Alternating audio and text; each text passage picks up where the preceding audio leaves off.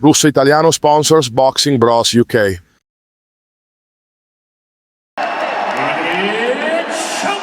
Hello everybody, this is Boxing Bros. Sit up. Boxing Bros UK. I'm his Chris. This is my co-host Andrew, the Boxing Brain. Howdy. Today's topic is Conor Benn versus Chris Eubank Jr. Finally. It is signed. You got there. It's signed. Yeah. It seems like unless Turkey Al Sheik's involved, fights don't happen. Yeah. That's what it seems like. It's just weird, man. Well, it's like I've got the date here, Chris, right?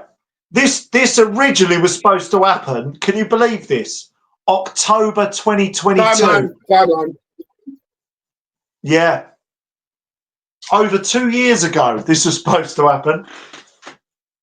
Sorry, that's 3 years ago. Well, it's about two and a bit years, isn't it? But it's like this fight, though. This fight is for the casuals. This is for the casuals, and this is for nostalgia. Yeah, because of their dads. Let's have it right. Let's take away their dads, yeah, and just pretend this is a contender at the end of his career, which is what Chris Eubank Jr. is. He's tried for world titles and he's always fell short. And then someone who was up and coming and has been banned for 2 years, but wasn't even a contender. He was a prospect. And he got banned for 2 years and he's on the comeback. So it's so really them fighting each other, who cares? The only reason why people care is because of who their dads are. Yeah. And because of the nostalgia. Even my dad, yeah, my dad's not a casual, he's a proper boxing fan. But he just wants to watch it because he fucking loves their dads.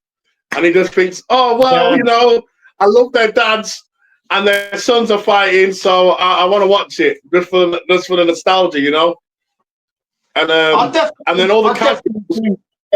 Yeah. No, I definitely do think you make a good point there. But strangely, and I was kind of more with you when this was. I don't know whether it's I've just built it up in my head. I'm actually quite looking forward to it now. I'm actually hoping and praying and actually looking forward to it being a good fight. Fingers crossed it will be.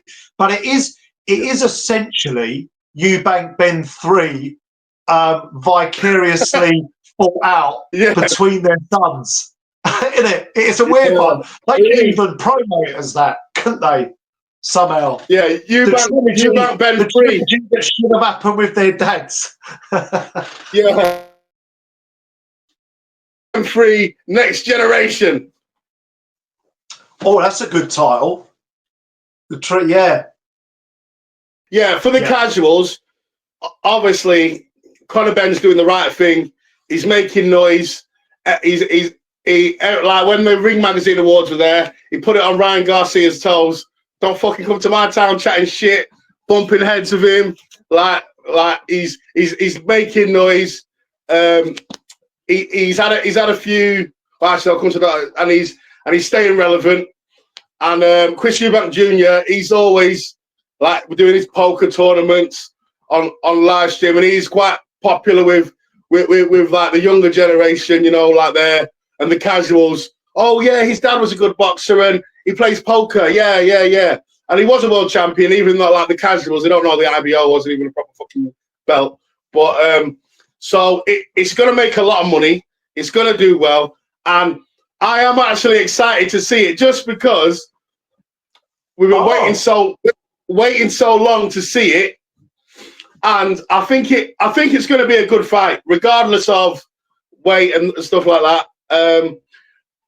Going to the fight, I'm sitting on the fence at the moment because Conor Benn has had a few fights. He's not totally been out in the wilderness, but since his ban, his power's not been the same. He's still been the same exciting, ferocious fighter, but the power's not been quite there. And he's only been fighting at 154.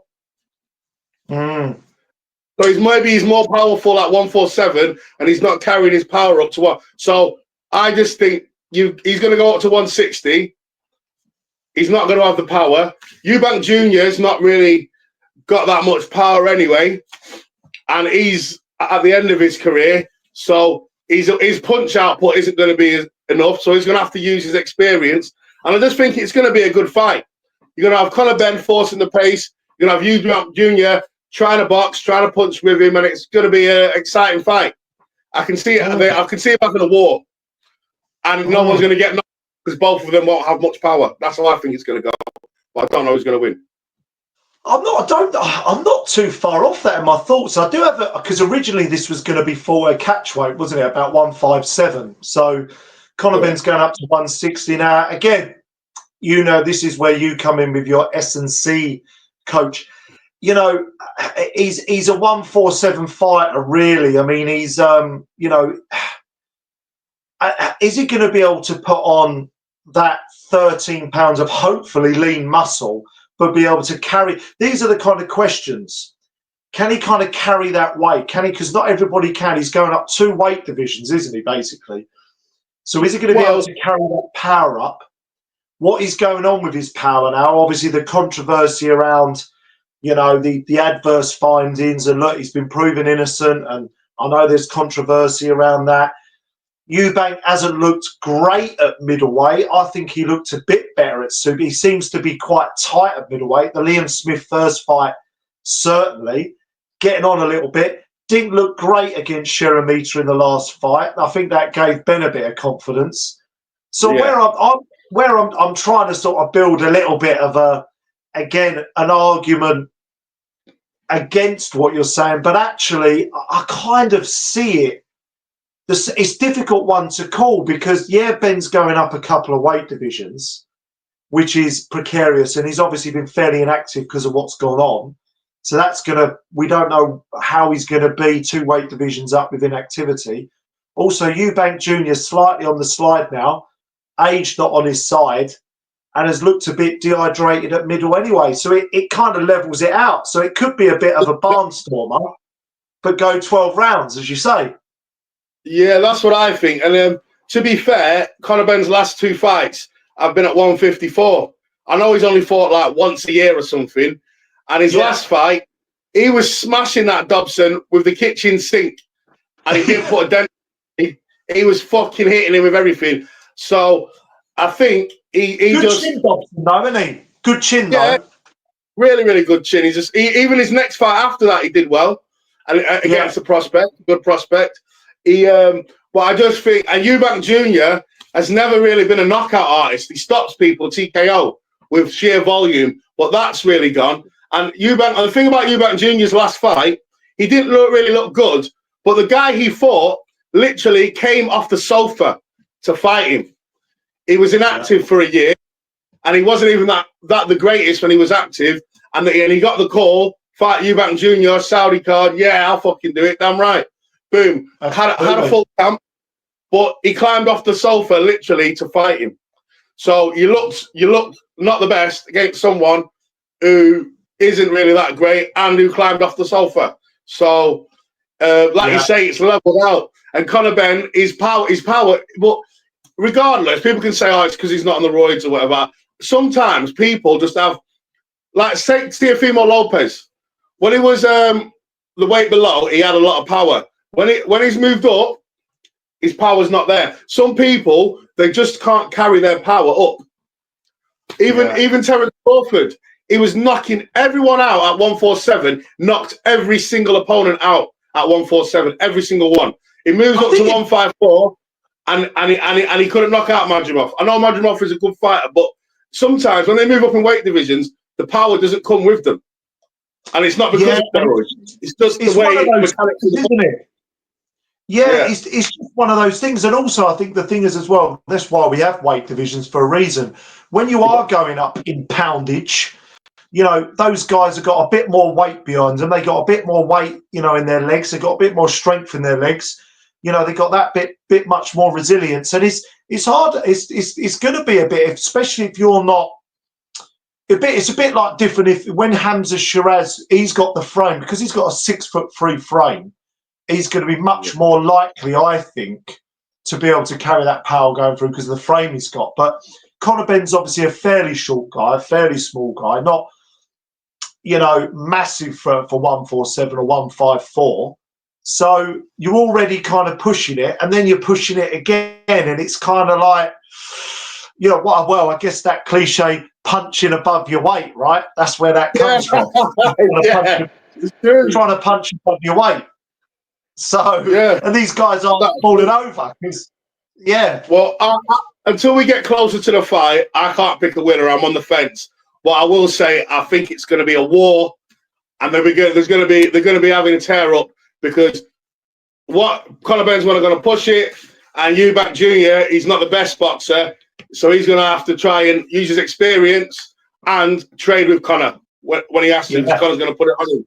So and wait for our preview. Our preview will be what sort of is April the fight, isn't it? So our preview will be so ages away. Can you pick someone now? Can you pick someone now, or are you on the fence? I don't know why, Chris, and I don't know. Obviously, we met him very brief. We met him very briefly on Monday. We didn't even realise it was him. You was about to say, "Excuse me, can I just get my charger and move out the way?" And it was Conor Benn just standing there. He was like, "Oh, sorry, mate." Yeah, and then he was like, "Oh, it's you. Hello." I don't know why. I saw an interview with Ade Oladipo. I don't know if you saw the interview recently, Chris, that he did with Ade. And yeah, maybe he was putting on a performance. He's a good actor. I don't. There was something I saw in that interview. I've seen it.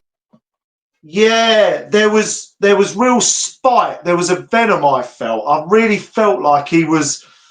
That the last 2 years have clearly been difficult for him, whether deserved or not. And I think where I'm going with this, I think he's going to take all of that spite into this fight and the history. I don't know if Eubank Jr.'s got that motivation as much, and I think that, for me, just gives Conor Benn the edge. So I'm going initially with Benn on this one. Yeah. Okay, I'm sitting on the fence. I'll see how the gloves are off and all that stuff. How it goes on, and I really, just to end, we'll wrap it up here. Just to end, I really hope their dads are at the press conference. Please, if anyone's watching this, please get the dads at the press conference. I think Eubank Senior's in the psychiatric ward right now.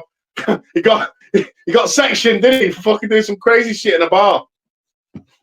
Was that out in America or over here?